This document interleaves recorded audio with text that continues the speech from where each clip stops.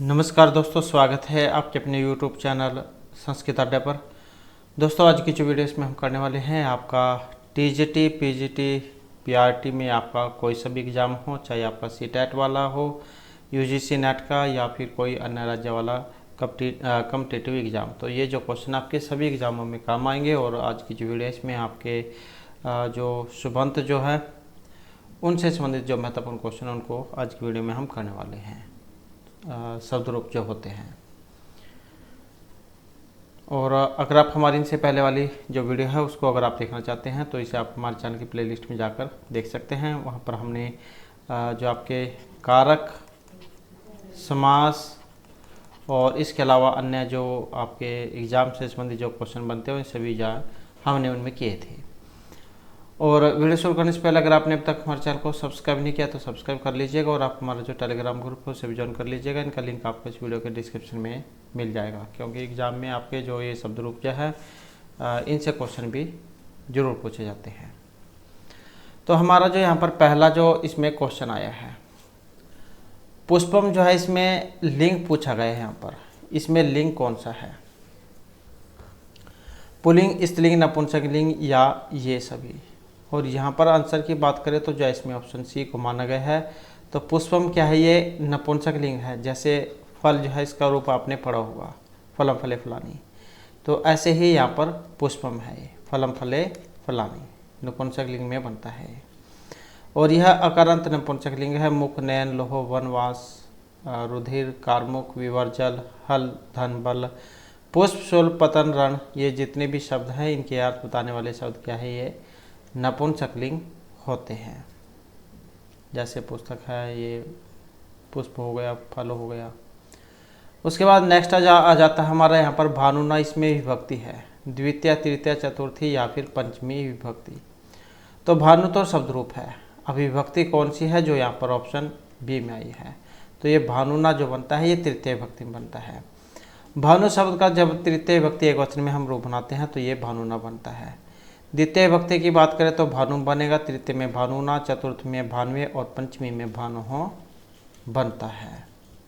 और इनके ये शब्द रूप हमारे द्वारा पहले भी कराए गए हैं। अगर आपने देखने हैं तो ये वाली वीडियो आपको हमारे चैनल की प्लेलिस्ट में मिल जाएगी। उसके बाद आ जाता है स्त्रीलिंग है कि ये मातृ शब्द है। मातृ मतलब माता।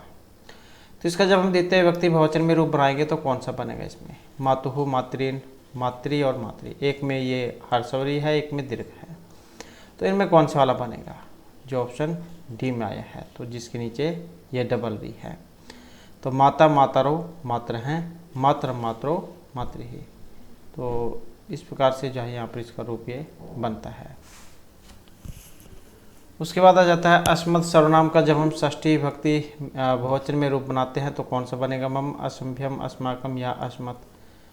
तो अस्मद शब्द रूप है, सर्वनाम शब्द रूप है, ये भी आपने याद रखना है। और इसके रूप कैसे बनते हैं? अहम, अवाम, वयम, इस प्रकार से इसके रूप बनते हैं। अब षष्ठी विभक्ति वाला कौन सा है? जो ऑप्शन सी में आया है, अस्माकम।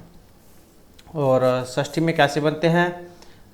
मम या में, अव्यहो, अस्माकम। तो षष्ठी बहुवचन का है। अब यहाँ पर में, नौ, नहा, ये भी रूप चाहे विकल्प वाले हैं जो एग्जाम में आते हैं। तो ये षष्ठी बहुवचन में अस्माकम बनेगा। उसके बाद आ जाता है पंचमी विभक्ति एक वचन में जो लता शब्द है, इसका रूप लता भी, लतायाम, लताया या लता नाम। तो पंचमी विभक्ति और एक वचन में लता शब्द का रूप, और पंचमी विभक्ति में जो रूप बनेगा जो ऑप्शन डी में आया है, लताया। तो लताया, लताभ्याम, लताभ्य है। तो यही जो है इसका रूप यहाँ पर बनेगा। उसके बाद आ जाता है वारी शब्द का सप्तमी एक वचन में कौन सा रूप बनता है? तो यहाँ पर ये वेरी वेरी इंपॉर्टेंट है, ये बहुत एग्जाम में आता है, क्योंकि यहाँ पर जो इसमें मात्राएं जो हैं ये हर्षों दीर्घ होती हैं। तो इसी कारण से कैंडिडेट जो उड़ा जाता है कि कौन से में कौन सा बनेगा। तो सप्तमी विभक्ति एक वचन में रूप कौन सा बनेगा? जो ऑप्शन सी में आया है, वारिणी। यहाँ पर देख सकते हैं दोनों ही हर्षवरी है, वारिणी, वारिणो, वारिणाम।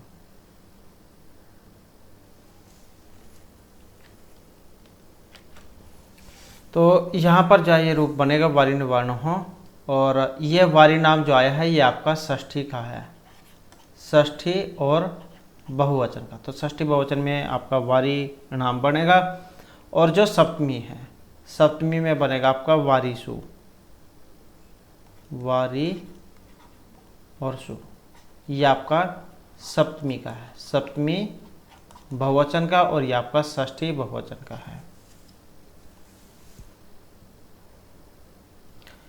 उसके बाद जो नेक्स्ट आ जाता है हमारा यहाँ पर तस्मै, इसमें एक विभक्ति है, प्रथमा द्वितीय तृतीय या चतुर्थी विभक्ति।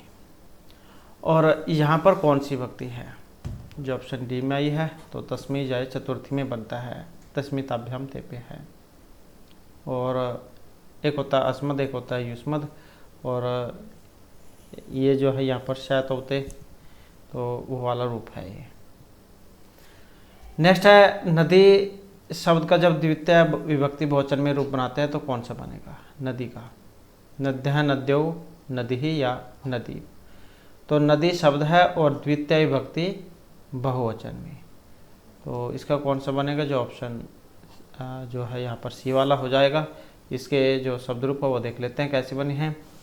नदी नद्यौ नद्यः नदीम नद्यौ नदीः, नद्यः नदीभ्याम नदीभिः, नद्यै नदीभ्याम नदीभ्यः, नद्याः नदीभ्याम नदीभ्यः, नद्याः नद्योः नदीनां, नद्यां नद्योः नदीषु। हे नदी हे नद्यौ हे नद्यः। यहाँ पर जो है ये जो दो विभक्तियाँ एक समान होती हैं, ये वाली जो दो विभक्ति एक समान होती हैं, और ये तीन विभक्तियाँ एक समान होती हैं, और ये पंचमी षष्ठी विभक्ति एक समान होती है सभी शब्द रूपों में, चाहे कोई सा भी हो। लगभग जो है 99% जो है ये सेम रूप आपको देखने को मिलेंगे। किसी में है जो ये पंचमी षष्ठी अलग हो जाती है, नहीं तो इसी प्रकार से जो रूप ये बनते हैं।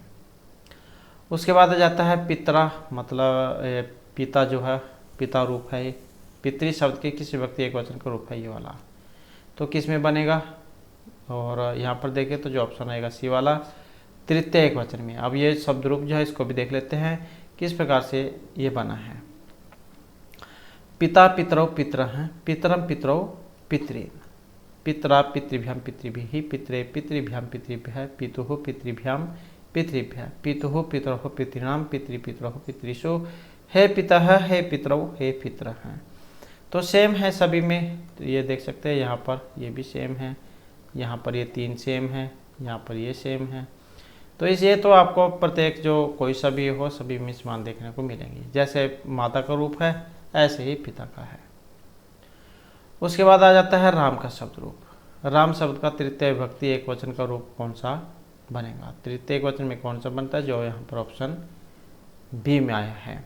अब यहाँ पर इनके भी शब्द रूप हम देख लेते हैं, तो कैसे बनेगा राम का शब्द रूप। रामः रामौ रामः, रामम रामौ रामान, रामेण रामाभ्याम रामाई, रामाय रामाभ्याम रामेभ्यः, रामात् रामाभ्याम रामेभ्यः, रामस्य राम्योः रामाणां, रामे राम्योः रामेषु, हे राम हे रामौ हे रामः।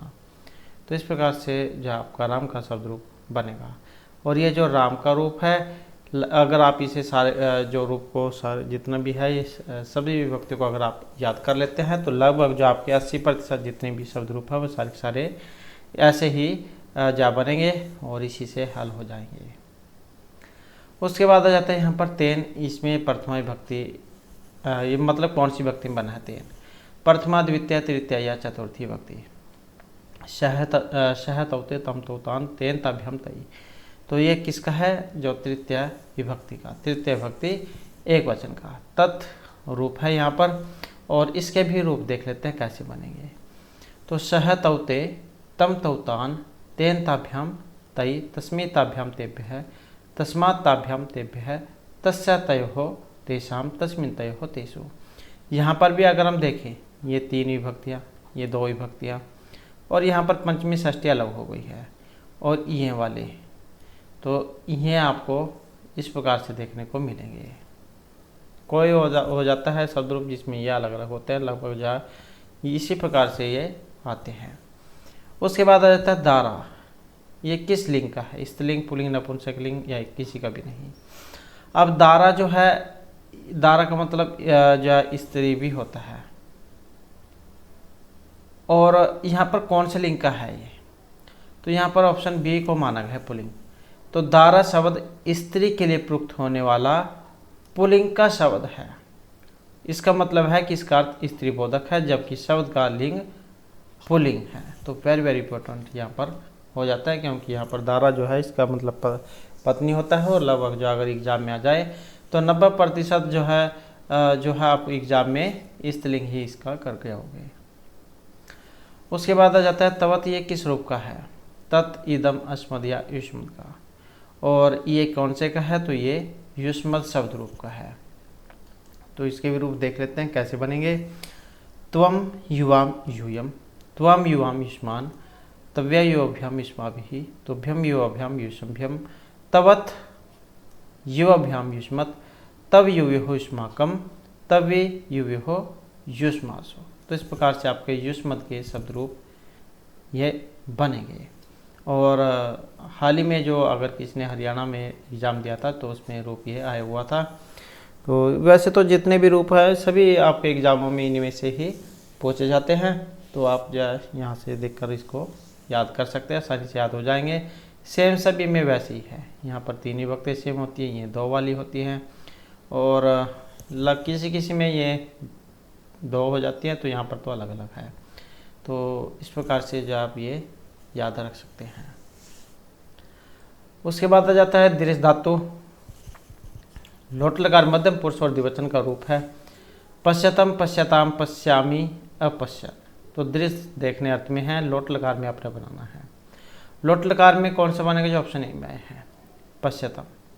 पश्यतु, पश्यताम, पश्यन्तु, पश्य, पश्यतम, पश्यत, पश्यानि, पश्यामः, पश्यामः। इस प्रकार से इसका रूप बनता है। अब तो पश्यतम जो है ये लोट लकार मध्यम पुरुष द्विवचन का रूप है। पश्यताम जो है ये लोट लकार प्रथम पुरुष द्विवचन का है। पश्यामी जो है ये उत्तम पुरुष एकवचन का है, और अपश्यन दृश्य धातु लंग लकार प्रथम पुरुष बहुवचन का है। सुर में अगर ये आ लगा हुआ तो इसका मतलब ये लंग लकार में बना है। नेक्स्ट आ जाता है हमारा मालायाम। यहाँ पर इसमें विभक्ति है। चतुर्थी, पंचमी, षष्ठी, सप्तमी कौन सी है? जैसे आपने लता का रूप पढ़ा होगा, लता वाला, तो उसमें क्या है? लतायाम होता है। तो ऐसे यहाँ पर इसमें भी बना है। तो इसमें कौन सी विभक्ति है? तो जो यहाँ पर ऑप्शन डी में आई है, लतायाम। तो इसका भी रूप देख लेते हैं कैसे बनेगा। तो जैसे लता का है ऐसे माला का है। माला माले मालाहा, मालाम माले मालाहा, माल्या मालाभ्याम मालाभिः, माल्ये, यहाँ पर 2 मात्रा होनी चाहिए, माल्ये मालाभ्याम मालाभ्य। तो यहाँ पर जो है इसमें 2 मात्राएं आएंगी। फिर भी अगर किसी शब्द रूप में आपको कोई शंका लगती है तो आप उत्तर के साथ कमेंट जरूर कर दीजिएगा। तो मालाई मालाभ्याम मालाभ्य, मालायाः मालाभ्याम मालाभ्य, मालायाः माल्योः मालानाम, मालायाम माल्योः मालासु।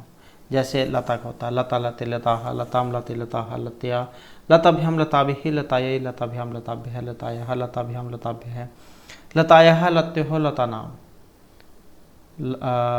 लतायाः लत्योः लतानाम, लतायाम लत्योः लतासु। ऐसे ही लता माला एक समान है। आकारांत जो है आपका रूप है, आकारांत। उसके बाद आ जाता है नेक्स्ट हमारा यहाँ पर मया। मया जो है ये आपने बताना है कि कौन सी व्यक्ति वचन का है, कौन से रूप का है।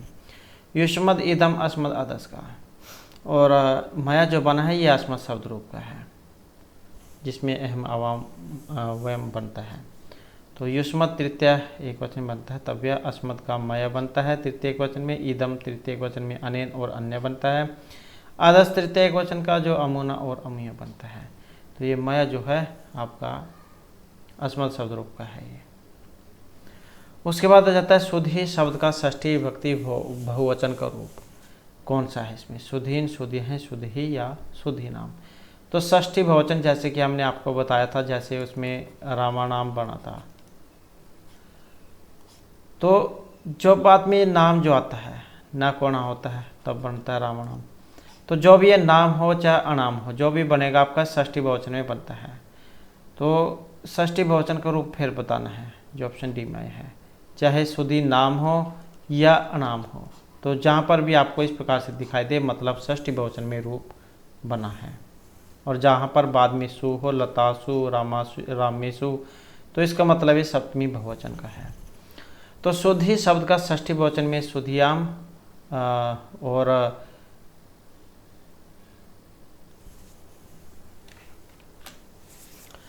तो सुधियाम और सुधिनाम दो रूप बनेंगे। सुधीन और सुधिह रूप इस शब्द का किसी भी विभक्ति वचन में नहीं बनता, जबकि सुधि प्रथमा एकवचन का रूप है।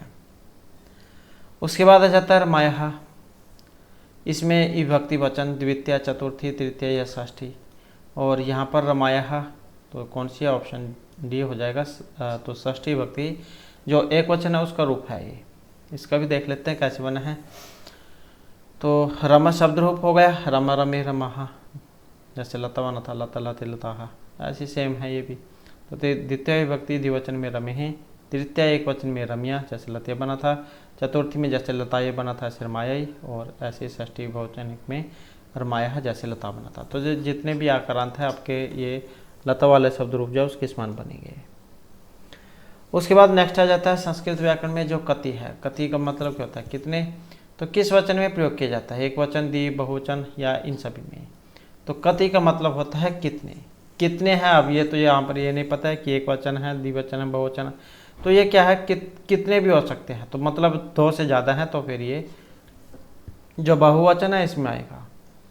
तो कति कति ये आपका प्रथमा द्वितीय में है, तृतीय में कति भी, चतुर्थी में कति भी है, पंचमी में भी कति भी है, षष्ठी में वैसे ही नाम है तो षष्ठी बहुवचन में बनता है, और ये सो है तो ये सप्तमी बनता है बहुवचन में। उसके बाद है नदी शब्द में सप्तमी विभक्ति एक वचन में रूप कौन सा होगा। नदी में सप्तमी विभक्ति और एक वचन में नदीम, नद्यः, नद्याम या नदीसु, जैसे कि हमने पहले भी पढ़ा था। सु है तो बहुवचन में बना है। तो यहाँ पर ये तो नहीं होगा, सप्तमी विभक्ति एक वचन का कौन सा है। जो ऑप्शन सी में आया है नद्याम, यही हो जाएगा। तो दीर्घ इकारांत रूप है ये। तो नदी शब्द से सप्तमी विभक्ति वचन में रूप बनेगा नद्याम।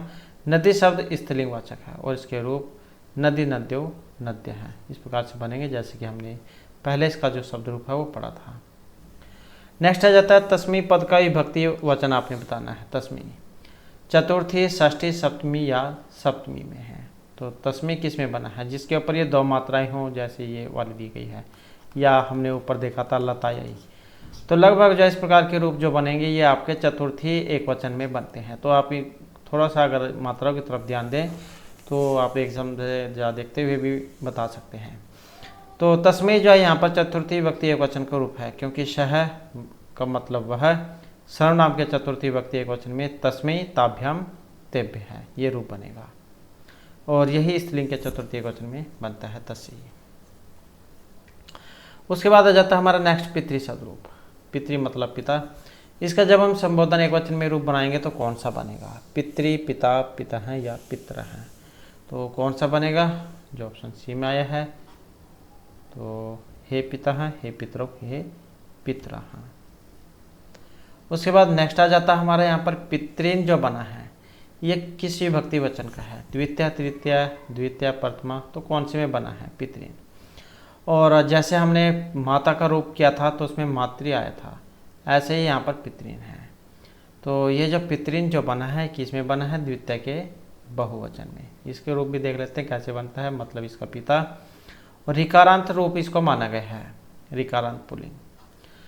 पिता, पितरौ, पितर हैं, पितरम, पितरौ, पितृन, पितरा, पितृभ्याम, पितृभिः, पितरे, पितृभ्याम, पितृभ्यः, पितुः, पितृभ्याम, पितृभ्यः, पितुः, पितरौ, पितॄणाम, पितृपितरौ, पितृषु, हे पिता हैं, हे पितरौ, हे पितरा हैं। इस प्रकार से इसके रूप ये बनेंगे। तो देख सकते हैं यहाँ पर सेम है, ये तीनों एक जैसे हैं, ये दो एक जैसे हैं, और ये दोनों एक जैसे हैं। उसके बाद नेक्स्ट आ जाता है नद्य जो यहाँ पर बना है किस विभक्ति वचन का है। षष्ठी प्रथमा बहुवचन है, एक वचन है, या षष्ठी एक वचन है। तो नद्य है, नदी, नद्यो, नद्य है। तो किस में बनता है, प्रथमा के बहुवचन में। नदी, नद्यो, नद्य हैं, ये प्रथमा के हैं। और नद्याः, नद्योः, नदीनाम, ये षष्ठी के हैं। उसके बाद है अस्मद शब्द का जब हम षष्ठी विभक्ति बहुवचन में रूप बनाएंगे कौन सा बनेगा। अस्मद का मतलब अहम, अवाम, वयम वाला, और तम, यवाम, यूयम, वो युष्मद वाला है। तो अस्मद का षष्ठी बहुवचन में कौन सा बनेगा, क्योंकि जो विकल्प है वो भी एग्जाम में आता है। तो जो ऑप्शन बी में है, जैसे कि हमने पहले भी पढ़ा था। तो इसका भी रूप देख लेते हैं। अस्मद का मतलब माँ। अहम अवाम वयम माम अवाम अस्मान, और एक ये विकल्प वाला भी बनता है इसमें, माँ नौ नहा, मया अवभ्यम अस्माभिः मह्यम अवभ्यम असंभ्यम, और विकल्प में मैं नौ नहा, मत अवभ्यम अस्मत्, मम अव्यहो अस्माकम, और साइड में विकल्प वाला मैं नौ नहा, मई अव्यहो अस्मासु। अब ये भी एग्जाम में आता है, एक ये कहीं कितनी बार आया है, माँ एक बार आया है, किसमें, द्वितीय के एकवचन में। मैं कितनी बार आए हैं, 2 बार आए हैं, चतुर्थी और ये षष्ठी के एकवचन में।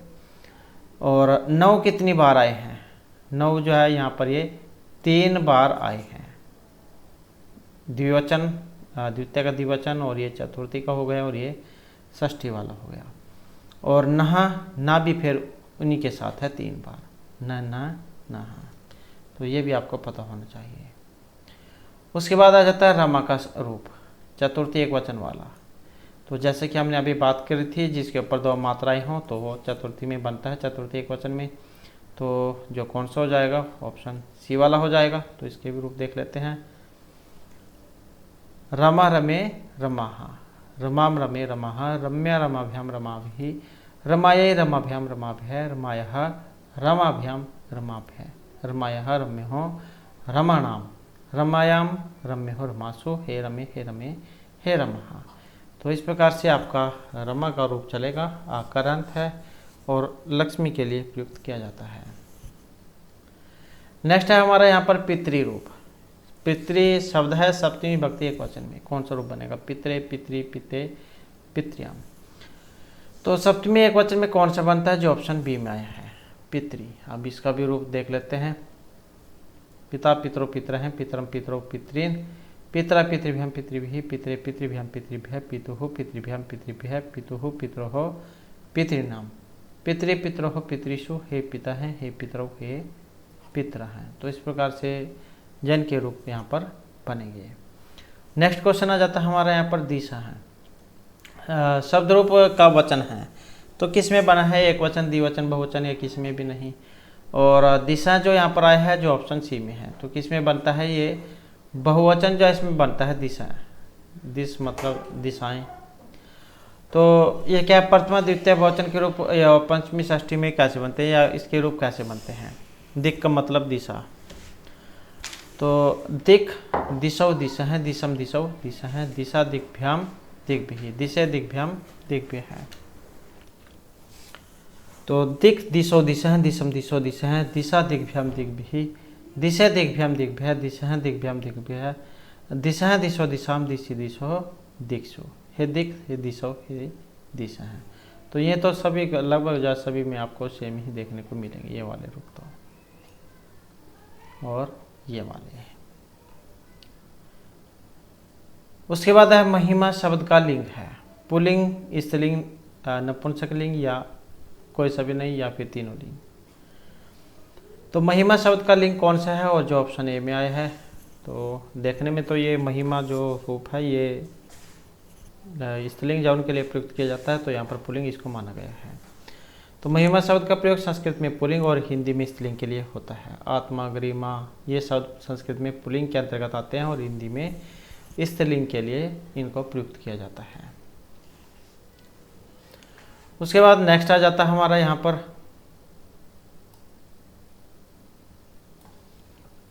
नेक्स्ट है हमारा बालक शब्द रूप। जैसे बालक है तृतीय विभक्ति बहुवचन का, तो राम जावन की तरह ही रूप बनेगा ये, जैसे राम का है अकारांत। तो जैसे हमने रामायण बनाया था तृतीय विभक्ति, तो और ये बहुवचन में है, तो रामा ही बना था, तो कौन सा बनेगा, ऐसे ही बालकई।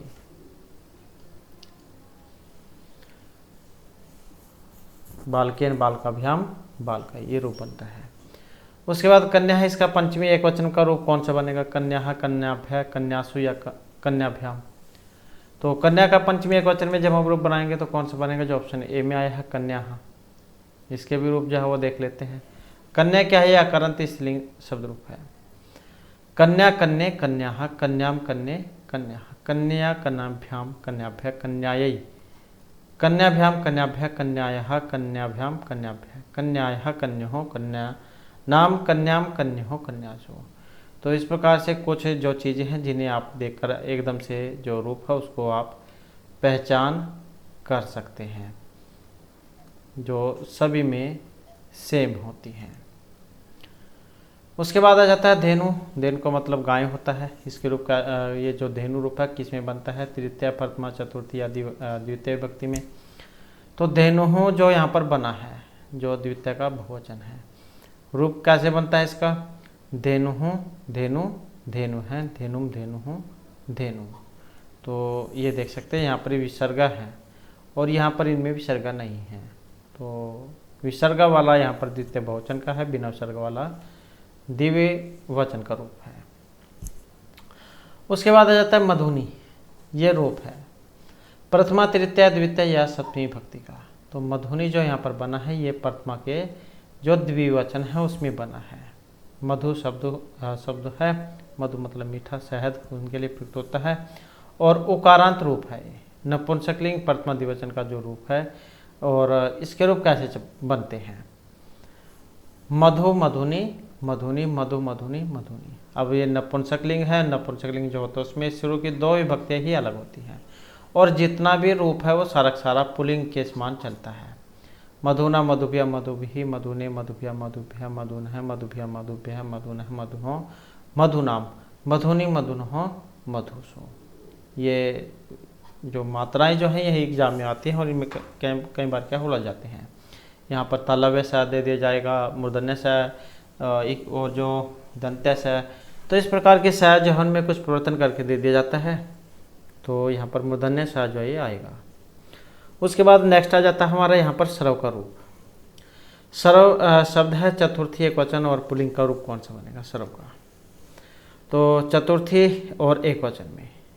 तो जैसे कि हमने पहले भी बात की थी जिसके ऊपर दो मात्राएं, तो मतलब चतुर्थी एक वचन में है और क्योंकि ये पुल्लिंग में है ये स्त्रीलिंग, तो इस अलग अलग हो जाता है। वो आपने देखना है कि पुल्लिंग में पूछा गया है स्त्रीलिंग में। तो ये सर्व शब्द है और सर्वस्मी, सर्वाभ्याम, सर्वेभ्य है। उसके बाद आ जाता है त्रिंशति। ये रूप है प्रथमा, पंचमी, द्वितीय, सप्तमी किसमें बनता है? त्रिंशति और ये सप्तमी विभक्ति का है। उसके बाद आ जाता है पितृ शब्द। जो पितृ, जैसे कि हमने पहले भी किया, आपको याद भी हो चुका होगा। पितृ का मतलब पिता। द्वितीय एक वचन का रूप कौन सा है? जो ऑप्शन बी में आया है। तो कौन सा है? पितरम।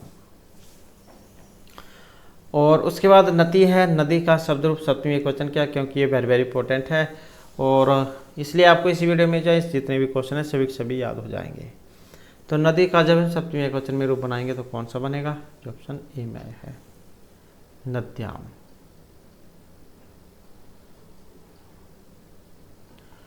उसके बाद जो हमारा आ जाता है भवता रूप।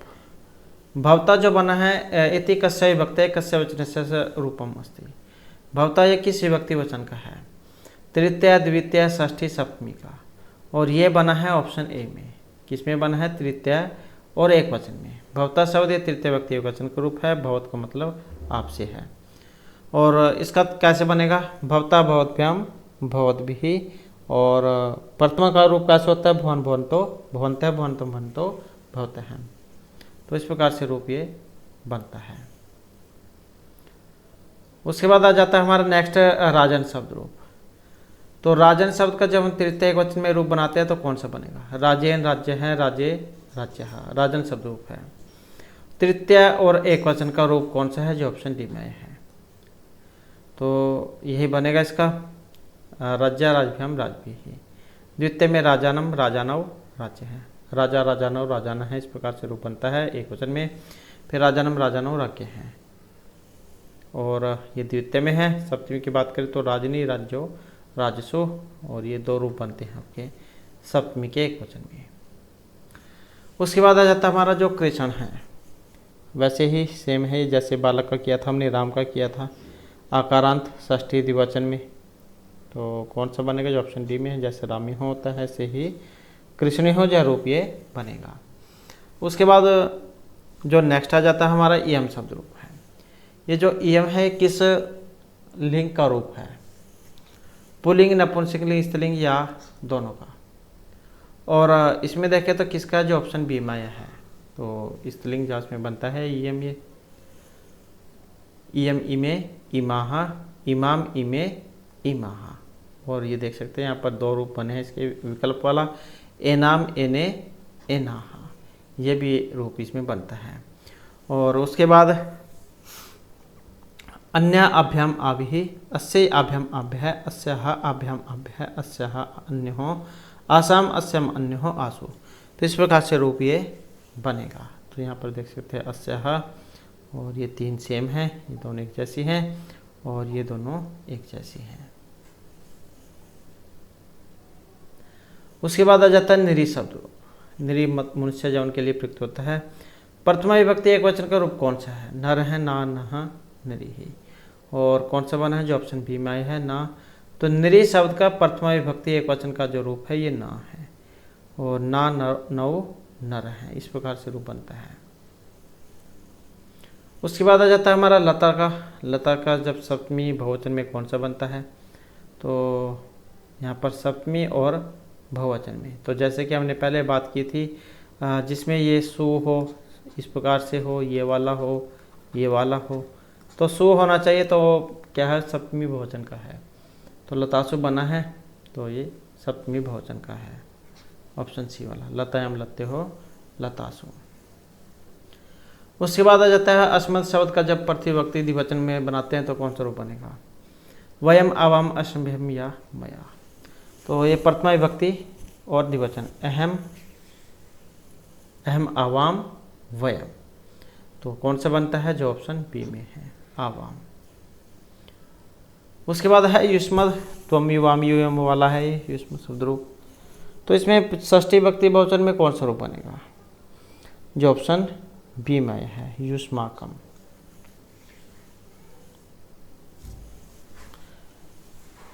तब यु हो युष्माकम, ये आपका षष्ठी में, तभी यु हो युष्मासु, ये आपका सप्तमी में है। उसके बाद आ जाता है पितृ रूप। पितृ मतलब पिता, तो पितृ किस में बना है? जो ऑप्शन बी में आया है, द्वितीय के बहुवचन में, पिता पितरो पितर हैं, पितरम पितरो पितृ। उसके बाद आ जाता है नदा। ये जो नद्या जो आया है इसमें कौन सी विभक्ति में है ये? और इनमें देखें तो जो है ऑप्शन जो है ए वाला, तो तृतीय बनता है नद्या नदीभ्याम नदीभिः। इसी प्रकार से आपका एग्जाम में पूछा जाएगा, और वहाँ पर कैंडिडेट बोला जाता है कि इसमें विसर्ग वाला है, कौन सा है। तो इस प्रकार से जो है ये कुछ शब्द रूप हैं जो एग्जाम में आते हैं। उसके बाद विदुषाम, विद्वान, विद्वत शब्द है, विद्वान अर्थ में प्रयुक्त होता है।